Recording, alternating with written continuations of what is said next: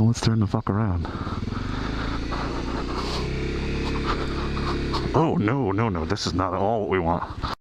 It was at this moment he knew. He fucked up.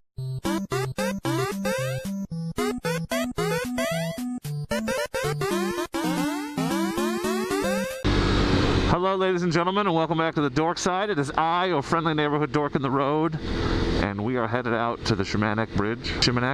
But if you know me, you know I can't just talk about covered bridges the whole time, even though I keep making videos about them for some reason. Today, we are going to talk about essential, can't live without mods, or at least desirable mods for the CRF250L. The hell is this guy doing?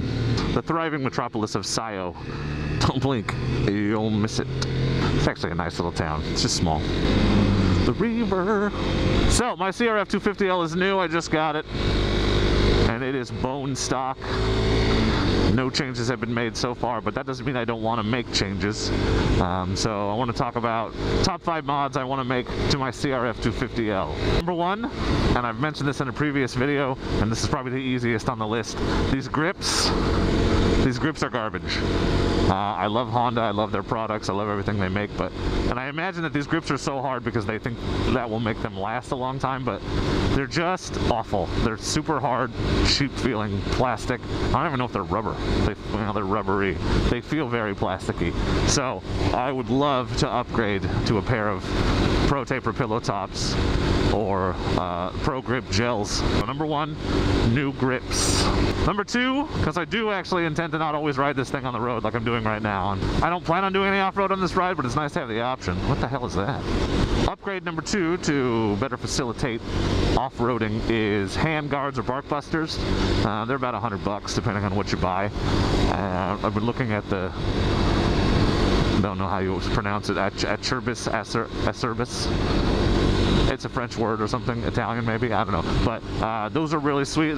So that way if I drop the thing while I'm learning how to ride off-road, and as I've mentioned, I'm not super experienced at that, I don't snap the levers off. So that seems useful to me. Number 3, and I've mentioned before, oh shit, there it is, the obvious necessity of an upgrade in the skid plate department, because this thing has a stock plastic skid plate that's about as thick as a drinking straw. I guess it might deflect a piece of gravel from scratching the bottom of the engine, but you want something a little bit bigger that sticks out to the sides, that protects the water pump and stuff. So I would like to upgrade the skid plate for sure.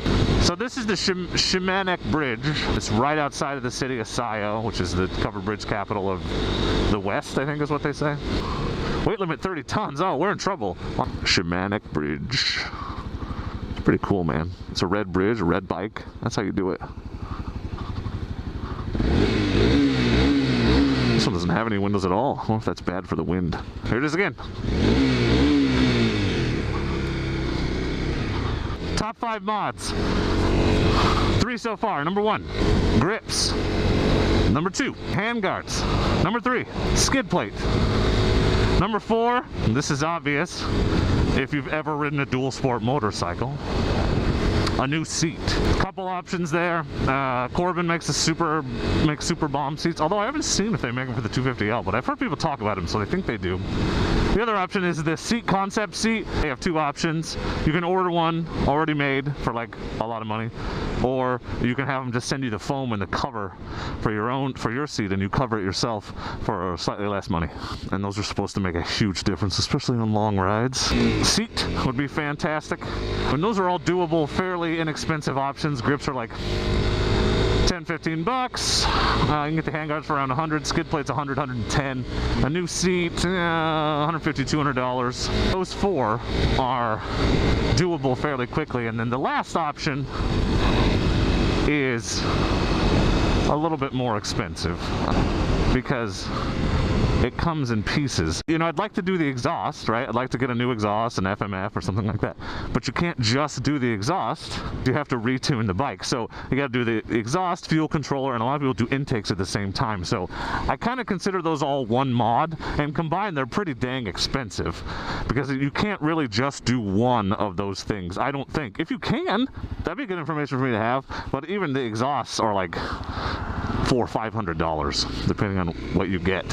It's a little bit cost prohibitive to do that thing as soon as some of the other ideas. Those are my ideas for the most pressing, pertinent mods to this bike. Now, I'd like to do side bags, and some people do windscreens, but I'm not going to be riding this bike on the road that much. My other bike has one, and I really appreciate it, but I don't think I'll need a windscreen. So what do you guys think? What are the essential mods in your book? Please tell me all about it. I want to learn. I want to see what this road is. I'm going to check it out. Let's look. No harm in looking, right? Haven't gotten muddy in a day or two.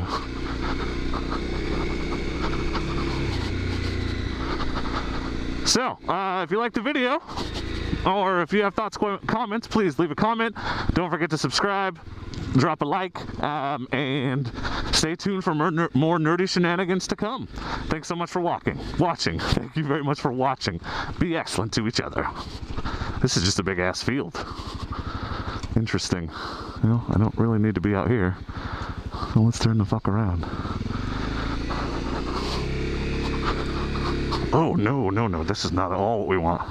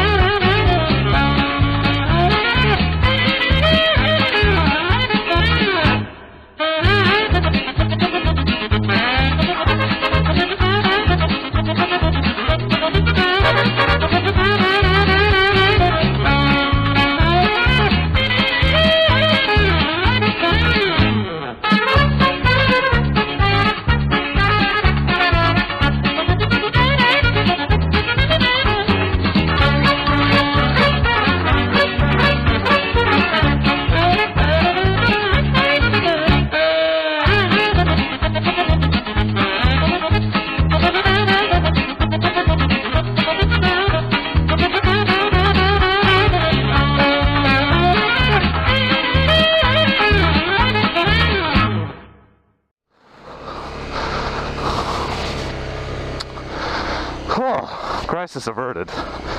Narrowly. Well, ladies and gentlemen, had our first off-road misadventure. Turned out it wasn't that bad, but in the moment it sure as heck didn't seem that cool. So I followed this little road that I saw off to the side of the road. Just wanted to see where it went, and it dead-ended at a field. And the field was not mine, so I wanted to just turn around and go back. So I went forward into the field thinking I could just turn around really quickly, and it turned out it was mud that was about 8 inches deep. So my boots are covered because I hopped off the bike and hauled it out. Thank God this thing is light. I guess I could have like stayed on and tried to power out of it, but I was trying to not destroy the field that I was trying not to ride into in the first place. We survived, so we're back on the road, everything's cool. So, let this be a lesson to you. Just because it looks like solid ground, don't assume it is. You might find out the hard way that you were wrong. I can't wait to rewatch this video once I know what the hell I'm doing riding off-road and laugh about how dumb I was. But for a moment there, I was a little concerned. Man, I'd love to hear about the dumbest thing you ever did on your bike. If you want to leave that in a comment, that could be really interesting. So please tell me all about it. Make me feel better about feeling dumb right now. I hope no one was in there when that happened. Woo! Bro, you okay in there? That seems uncomfortable. What a way to go. That was a real dad joke. Hi, I'm here. Thanks for not killing me. If you liked the video, or if you have thoughts, comments, please leave a comment. Don't forget to subscribe, drop a like, and stay tuned for more nerdy shenanigans to come. Thanks so much for watching. Thank you very much for watching. Be excellent to each other.